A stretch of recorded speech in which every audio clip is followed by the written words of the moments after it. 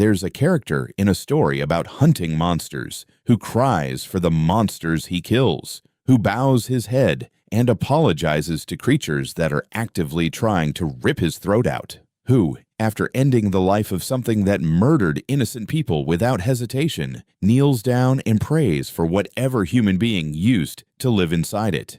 And here's the part that should stop you cold. Those creatures killed his entire family, his mother, his younger brothers and sisters, everyone he loved, in one single night, for no reason he was ever given. And he still finds it in him to grieve the thing that did it. His name is Tanjiro Kamado, and today you're going to find out what he understood about compassion that you, with wounds nowhere near that size, still refuse to understand.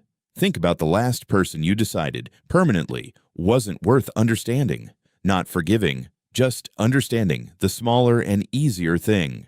A coworker who threw you under the bus once, a relative who said something careless at dinner, someone online whose entire personality, as far as you're concerned, got reduced to the worst sentence they ever typed. Most of us do this constantly, with people who did far less damage to us than losing an entire family in one night, and we call it having standards. Tanjiro had every excuse in the world to stop extending understanding to anyone ever again, and somehow he's the one who kept doing it anyway. Before he became someone capable of standing his ground against monsters, Tanjiro was just a kid selling charcoal in the mountains to support his family. His father had died young. His mother was raising 6 children more or less on her own, and Tanjiro, as the oldest son, carried more responsibility than most boys his age ever have to. He wasn't hardened by any of it. Neighbors in the story describe him the same way, over and over, gentle, warm, endlessly patient with his younger siblings, the kind of person who'd walk further out of his way than necessary just to make sure a stranger got home safe in the snow. Hold on to that detail, because it matters for everything that comes after. The compassion you're about to watch him extend toward literal monsters didn't appear out of nowhere after tragedy struck. It was already there, fully formed, in an ordinary boy doing an ordinary exhausting job to keep his family fed. That distinction matters more than it might seem. It would be easy to tell this story as one where suffering somehow produces compassion, as if enough tragedy eventually softens a person into someone kinder. That's not actually what happens here, and it's an important thing to get right. Tanjiro doesn't become compassionate because of what he loses. He was already compassionate quietly in a life nobody was watching, long before anything happened that would have given him an excuse to stop. The tragedy doesn't build the compassion. It tests whether the compassion that was already there can survive contact with the worst thing that's ever happened to him. One winter night, Tanjiro goes down the mountain to sell charcoal in town and comes home to find his entire family slaughtered. His mother, his siblings, nearly everyone he loved, dead on the floor of the house he grew up in. The only survivor is his younger sister, Nezuko, and she's barely a survivor at all. She's been turned into a demon herself, the exact kind of creature that just destroyed their family, her humanity buried somewhere underneath a hunger for human blood she can barely control. Sit with the size of that for a second. In a single night, Tanjiro loses his mother, most of his siblings, his home, and the sister he has left is transformed into something the world would tell him to kill on sight. Any reasonable person would come out of that night with nothing left but hatred, a hatred that would be completely, fully justified. Have you ever lost that much, that fast, with that little warning? Probably not. And yet it's very likely you're holding on to bitterness over losses that don't come anywhere close, a friendship that faded, a job that let you go, a family member who said something unkind once and never apologized for it. There's a particular cruelty in how this loss happens to Tanjiro that's worth sitting with. It's not just that his family died, it's that he wasn't there. He comes home to a scene that's already over, with no chance to help, no chance to say goodbye, no chance to understand in the moment what was happening, just the aftermath, and a sister barely recognizable as the person she used to be. Grief that arrives that suddenly, with that little warning, tends to calcify into something hard and permanent in most people. It gives you every justification you'd ever need to close yourself off completely, and nobody watching would call that an overreaction. Instead of hatred, Tanjiro makes a choice that shapes the rest of the story. He decides to become a demon slayer, not purely for revenge, but because he refuses to accept that Nezuko is beyond saving. He commits himself to finding a way to turn her back into a human being, and to protecting people from the same fate his family suffered. Here's the detail most people gloss over when they talk about this story. Tanjiro's entire motivation is rooted in trying to save something, not destroy it. Even the demons responsible for his family's death don't turn him into someone who wants to erase every demon out of pure hatred. He wants to stop them from hurting anyone else. And somewhere alongside that, he keeps asking a question almost nobody else in his position would bother asking. What happened to this creature before it became a monster? You know, people, maybe you are one who let one terrible night, one terrible person, one terrible loss become the lens through which they view everyone afterward. People are cruel, so I stopped trying to understand them. Tanjiro loses more than most people ever will, and comes out the other side asking harder questions about the humanity underneath the monster, instead of easier ones about how much he's allowed to hate it. It's worth naming exactly how much easier the other path would have been. Pure hatred is simple. It doesn't ask anything complicated of you.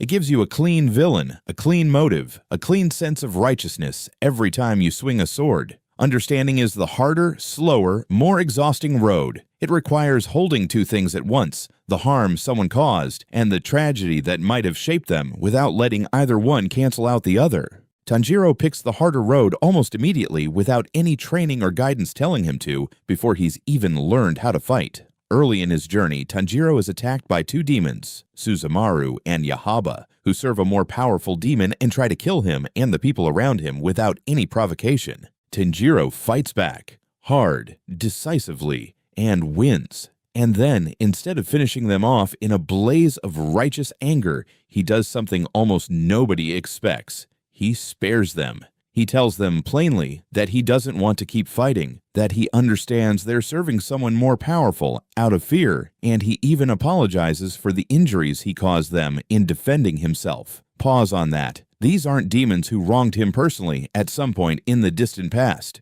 These are creatures actively trying to kill him in that exact moment, with no history between them at all. And Tanjiro still finds room, seconds after nearly dying, to see them as more than just the threat in front of him. Compare that to how most of us treat people who cut us off in traffic, or send one rude email, or disagree with us online. We escalate. We assume the worst possible version of the other person immediately, with none of the danger Tanjiro was actually in, and none of the restraint he showed while it was happening. Notice, too, what Tanjiro doesn't do in this moment. He doesn't lecture them about the error of their ways. He doesn't demand they change before he considers letting them go. He simply stops escalating, acknowledges the fear driving their behavior, and moves on without needing anything else from them in return.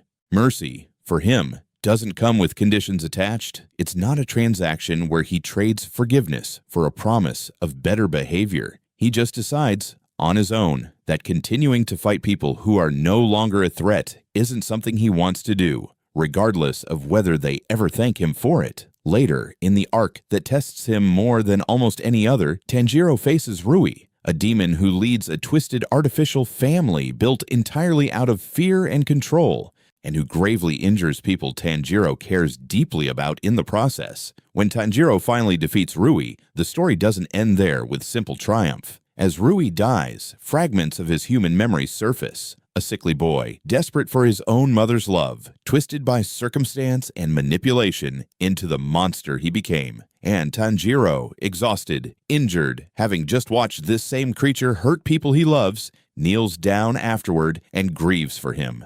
Not for what Rui did, he never excuses that, but for the boy Rui might have been if his life had gone differently. He prays sincerely for whatever peace that fragment of humanity might still deserve. This is the part of Tanjiro's compassion that's hardest to imitate, because it isn't compassion aimed at someone harmless. It's compassion extended towards someone who just caused him real, direct pain, and he still makes room to mourn the tragedy underneath the cruelty, instead of only feeling satisfaction that the threat is gone.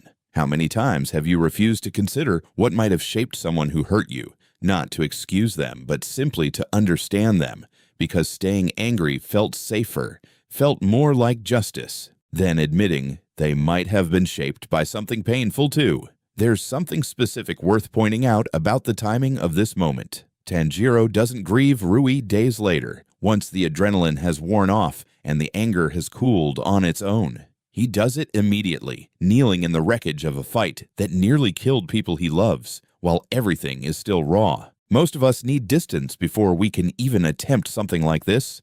Weeks, months, sometimes years, before we're capable of seeing an old wound with any nuance at all. Tanjiro finds that nuance in real time, in the same breath as the danger, which is exactly what makes it so much harder to imitate than it sounds. In one of the story's darkest arcs, Tanjiro confronts a pair of demon siblings, Daki and Gyutaro, who have spent years terrorizing and killing people in an entertainment district, hiding in plain sight, feeding on anyone unlucky enough to cross them. They are, by any measure, monstrous, manipulative, cruel, responsible for enormous suffering. The fight against them is one of the most brutal in the entire story and costs Tanjiro and his allies dearly. And yet, once they're finally defeated, their human backstory comes into focus too. Two siblings born into extreme poverty, abused and discarded by the world around them long before they ever became demons, clinging to each other because no one else ever gave them a reason to expect kindness. Tanjiro doesn't excuse what they did. He never once suggests the people they killed deserve to die because Daki and Gyutaro had a hard life. But in their final moments, he still speaks to them with warmth instead of contempt, acknowledging the tragedy of who they were before circumstance and cruelty turned them into something else. This is the hinge point worth being precise about. Compassion, for Tanjiro, never once means minimizing the harm someone caused. It means refusing to let the harm be the only thing he's capable of seeing in them. There's a version of this scene that would have been much easier to write and much more common in stories like this one. Tanjiro wins, the villains die, the audience feels satisfied, and the story moves on without a second thought about who they used to be. That version wouldn't have made anyone uncomfortable. This version does on purpose because it forces you to hold the two siblings' cruelty and their tragedy in your head at the same time without the relief of picking just one. That discomfort is the entire point. Real compassion rarely feels clean or satisfying in the moment. It feels like this: complicated, uncomfortable, refusing to give you the easy version of the story where someone is simply good or simply evil. This is exactly where most people get stuck, trying to apply this lesson to their own lives. They hear, have compassion for people who hurt you, and assume it means letting those people off the hook, pretending the harm didn't happen, staying in danger out of some obligation to understand the person causing it. Tanjiro never does that. He still fights every demon he faces with full force, without hesitation, because letting them continue to hurt people isn't something his compassion asks him to tolerate. He protects the people in front of him first, every single time. The compassion comes after the danger is handled, not instead of handling it. Compassion, the way Tanjiro lives it, isn't what you did doesn't matter. It's what you did was real, and it caused real harm, and I'm still capable of grieving what might have made you this way, and choosing not to let my hatred toward you outlive your death. Can you hold that same distinction, protecting yourself from someone while still allowing yourself to see their humanity? Or do you treat any attempt at understanding someone who hurt you as if it were the same thing as forgiving what they did? This confusion is probably the single biggest reason people give up on compassion altogether. It feels like a binary choice. Either you stay angry and protected, or you soften and become vulnerable to being hurt again. Tanjiro's whole approach quietly rejects that binary. He fights at full strength, protects the people around him without hesitation, never once lowers his guard against an active threat, and still finds room, once the danger has passed, to see the person underneath it. Self-protection and compassion aren't opposites competing for the same space in him. They just operate on different timelines, doing different jobs, and neither one has to lose for the other to exist. As the story builds toward its final confrontations, Tanjiro faces demons far older, far more powerful, and far more responsible for centuries of suffering than anyone he fought earlier. Even then, in the middle of battles that push him past his physical limits, that same instinct never fully leaves him, the instinct to notice. In the middle of trying to survive, some fragment of the tragedy that built the monster standing in front of him. It would have been easier, narratively and emotionally, for Tanjiro to become someone who simply hates by the end, hardened completely by loss after loss, casualty after casualty, betrayal after betrayal. That version of the story exists in plenty of other places. It's the more common arc. Pain turns people bitter far more often than it turns them compassionate, and nobody would have blamed Tanjiro for becoming that instead. He doesn't. Not because the suffering stopped affecting him, but because he made a decision somewhere back at the very beginning, not to let the worst thing that ever happened to him decide who he was capable of caring about afterward. There's something quietly radical about how consistent this is across the entire story. It's not a trait he shows once, in one dramatic scene, and then the story moves on. It repeats, fight after fight, opponent after opponent, in situations where nobody would have noticed if he'd simply stopped bothering. Consistency is usually the hardest part of any virtue to actually pull off. Anyone can manage compassion once, in a single powerful moment, when the story is watching closely. Tanjiro manages it as a habit, in fight after fight that nobody's keeping score of, which is the actual difference between a nice character trait and something that says anything real about a person. Now forget about Tanjiro for a second and think about you. Think about the people you've decided don't deserve any understanding at all. Not forgiveness, not even the smaller thing of simply being seen as a full person instead of just the worst thing they did to you. A parent who failed you. A friend who betrayed your trust. A stranger online who said something cruel about someone you love. Tanjiro lost his entire family in one night and still made room to grieve the demons responsible for suffering he witnessed firsthand. He was attacked without provocation and still chose mercy in the same breath as self-defense. He watched people he loved get hurt and still knelt down afterward to acknowledge the tragedy underneath the cruelty that hurt them. And you, with grievances that are almost always smaller, decided that withholding understanding is a form of strength. Decided that seeing someone as fully human, including the person who wronged you, would somehow be a betrayal of your own pain. Decided that staying angry permanently was the only way to prove the harm mattered. It isn't. It never was. Compassion was never a reward you hand out to people who've earned it. It's a decision about who you want to be regardless of what they did. And that decision was always more about you than about them. Think about the parent you've flattened down to a single sentence. They were never there for me, without ever wondering what might have made them that way. Not because they deserve a pass, but because you deserve to stop carrying them as a cartoon villain in your head. Think about the ex you've told the same simplified story about to every friend since the breakup. A story with no complexity in it at all, because complexity would mean admitting the situation wasn't as clean as they were just bad. Tanjiro extended that same complexity to demons who murdered his family. The people you're refusing it to, statistically, are probably not that. Tanjiro isn't kind because his life was gentle. He's kind despite watching, over and over, exactly how cruel the world can be. To his family, to strangers he tried to protect, to people he cared about who got hurt anyway, no matter how hard he fought. His compassion wasn't the absence of pain. It was a choice made again and again in the middle of pain, mess after mess, loss after loss. You don't have to forgive anyone today. You don't have to reach out, reconsider someone you've written off, or suddenly feel warmly toward people who hurt you just because you watched a video on YouTube. But maybe you can start by asking yourself, honestly, who you've reduced down to nothing but the worst thing they ever did, and whether holding on to that version of them forever is actually protecting you, or just quietly costing you the part of yourself capable of seeing people as more than their worst moment. It's worth being clear about something before this ends, because it's easy to walk away from a story like this, thinking compassion means eventually feeling nothing but warmth toward everyone, no matter what they've done. That's not what Tanjiro's story is actually arguing. He still fights. He still grieves. He still carries real anger about what happened to his family all the way through. The compassion doesn't replace any of that. It just sits right alongside it, refusing to let the anger be the only thing left standing by the end. Maybe that's the actual lesson worth taking from all of this. Not that you owe warmth to everyone who's ever hurt you, but that you're allowed to hold more than one true thing about a person at the same time. that someone can have caused you real harm and also have a story that explains without excusing how they got there. Tanjiro never needed the two truths to cancel each other out. Neither do you.